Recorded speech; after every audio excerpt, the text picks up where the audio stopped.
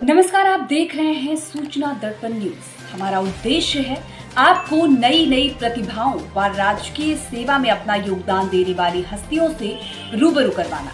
आज हम आपको रूबरू करवाने जा रहे हैं एक ऐसी शख्सियत से जिन्होंने अपना कार्य निष्ठापूर्ण व ईमानदारी से किया।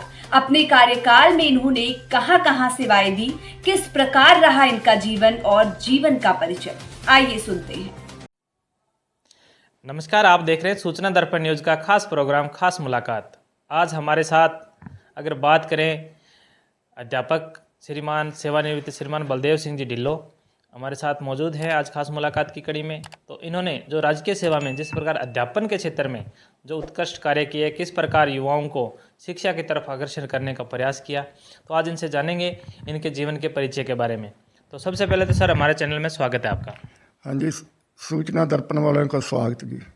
हाँ जी सर, आपका जो अगर बात करें जीवन की, तो राजकीय सेवा जो आपकी जिस प्रकार एक अध्यापन के क्षेत्र में गुजरी, अलग अलग जगह पे आपने अनेक बच्चों को शिक्षित किया, तो सबसे पहले तो आपकी शुरुआत कहाँ से हुई, कैसे आपने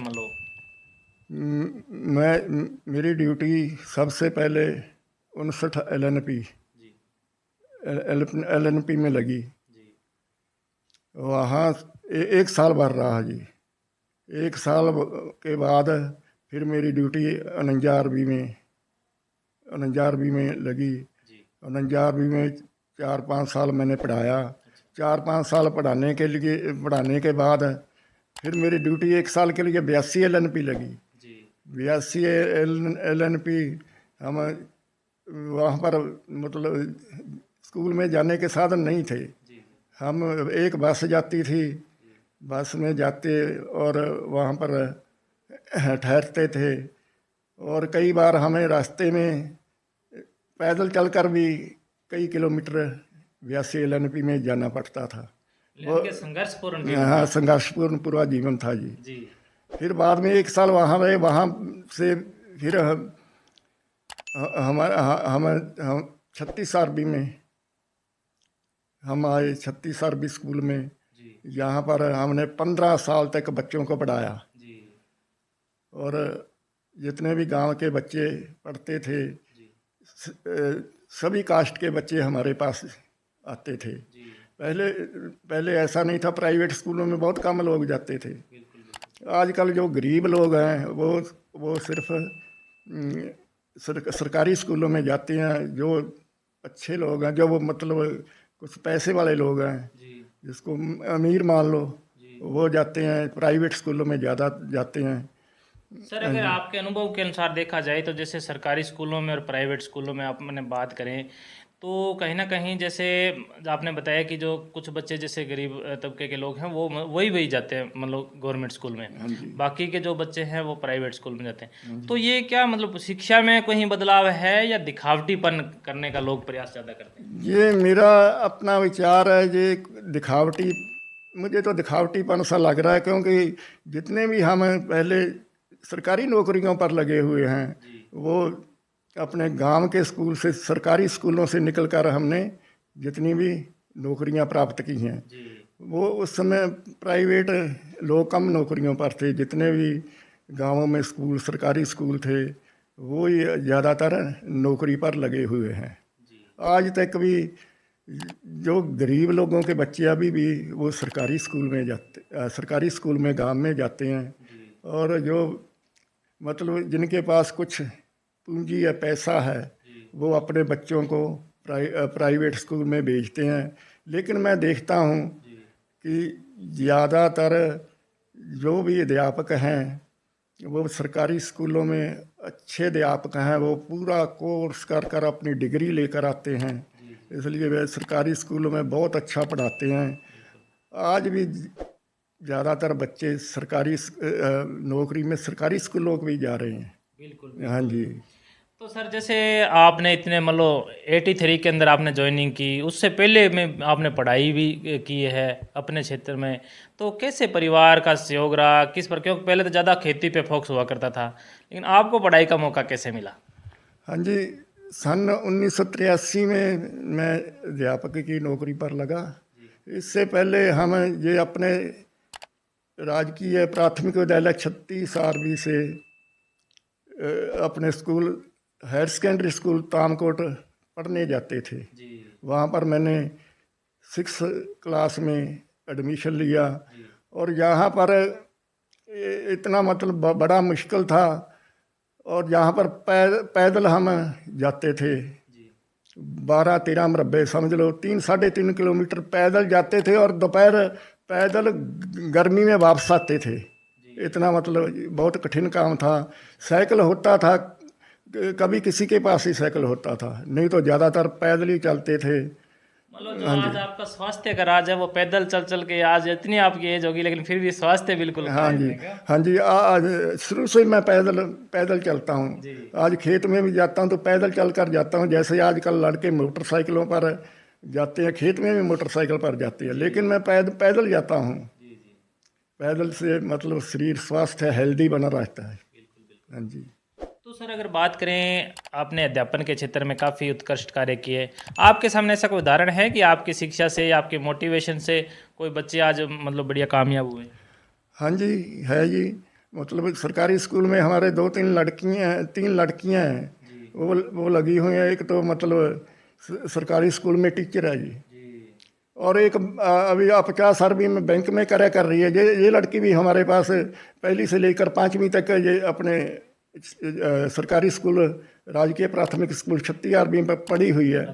और ये उसकी एक बहन है, वो 1 विभाग में अभी लगी है, 1 साल हुआ है जी। ठीक है। जब आपके बच्चे पढ़ाए हुए, जब जॉब पे देखते हो उनको, जब वो मिलते हैं, आपका आदर सम्मान करते हैं, कितनी खुशी होती है?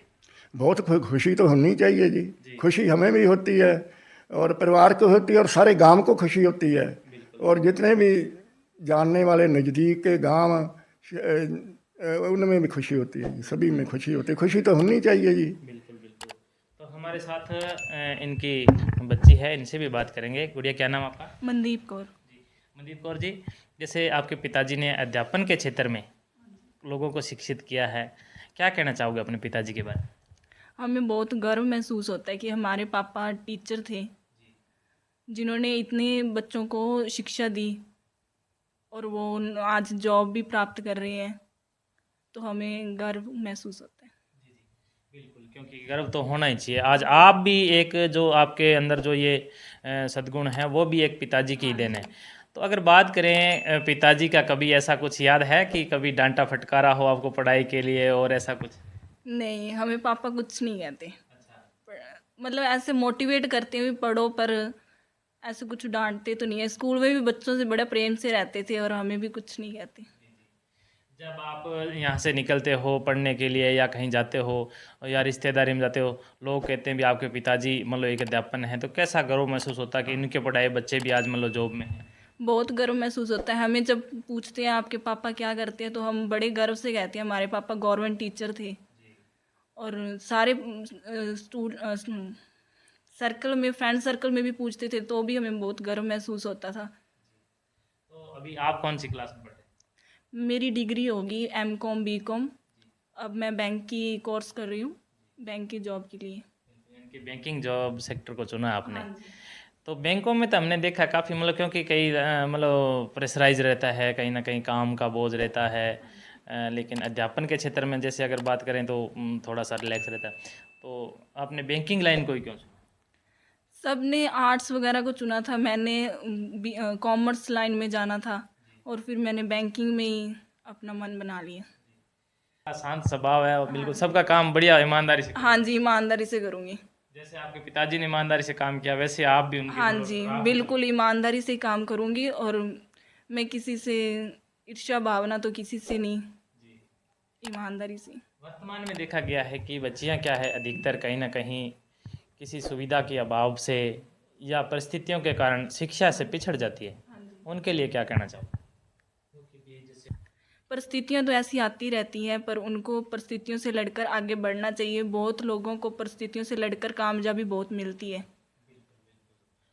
तो इनके विचार हैं वो काफ़ी मतलब उत्तम विचार हैं। इन्होंने बताया कि बच्चियों के सामने परिस्थितियां तो आती रहती है कहीं ना कहीं मतलब, लेकिन वो उनको परिस्थितियों से लड़के और अपनी कामयाबी हासिल करनी चाहिए।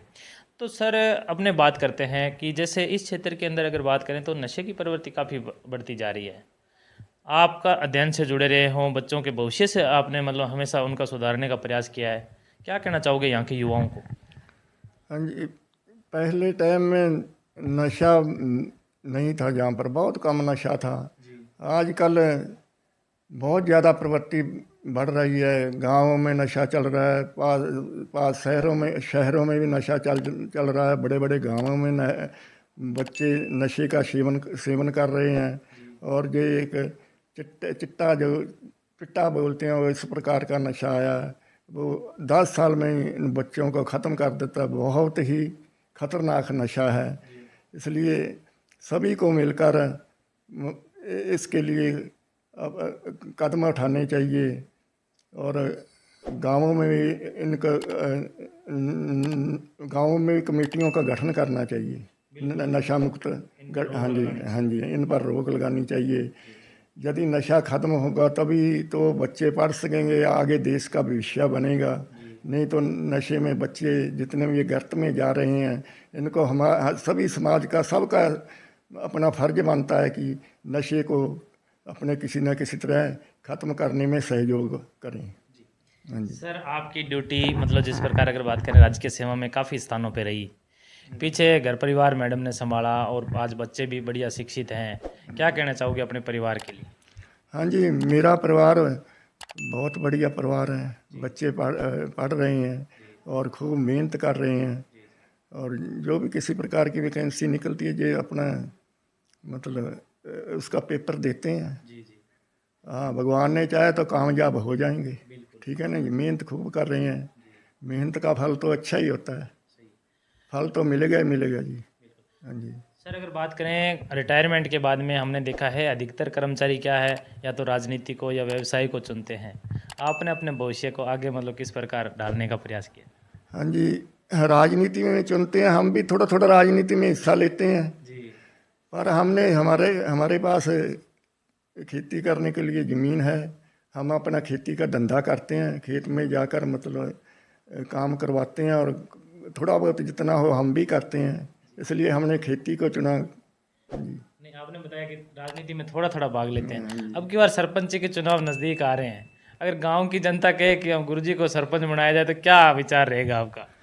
हाँ जी, ये तो मतलब ठीक है जी, लेकिन किसी भी को अपने आप खुद मतलब चुनाव में खड़ा नहीं होना चाहिए। हाँ, जनता कहेगी बिल्कुल तो जरूर, जो जनता कहेगी, जनता ही भगवान होती है।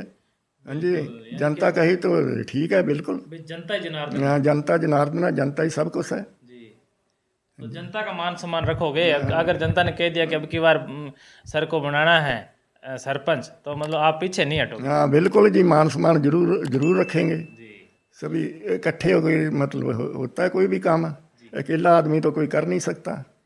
ठीक है ना जी। आप देख सकते हैं कि जैसे ये बलदेव सिंह जी ढिल्लो सर हैं, जिन्होंने पहले राजकीय सेवा में अध्यापन के क्षेत्र में काफ़ी मतलब जैसे अपने ईमानदारी के साथ में अपनी सेवा का निर्वहन किया, और अभी अगर इन्होंने जैसे खेती में एक साधारण जीवन के रूप में जी रहे हैं, लेकिन राजनीति में भी इनका थोड़ा थोड़ा इंटरेस्ट रहता है। अब की बार इन्होंने कहा कि अगर जनता चाहेगी तो सरपंची का चुनाव लड़ने में भी पीछे कसर नहीं छोड़ेंगे। क्यों सर? हाँ जी, ठीक है जी। हम सूचना दर्पण चैनल का हम धन्यवाद करते हैं। पहले कोई भी हमारे पास इस तरह चैनल नहीं आया था। आपका बहुत धन्यवाद जो चलकर हमारे पास आए। आपको हम थैंक यू बोलना चाहते हैं। ठीक है, thank you madam. Thank you sir. तो अब तक के लिए इतना ही। हम आपको गांव शहर से लेकर हर क्षेत्र की खबरों से रहेंगे अपडेट और वहां के विचारों को लेकर आपको रखेंगे अपडेट। तो देखते रहिए सूचना दर्पण न्यूज और हमारी वीडियो को लाइक, शेयर व चैनल को सब्सक्राइब जरूर करें। धन्यवाद।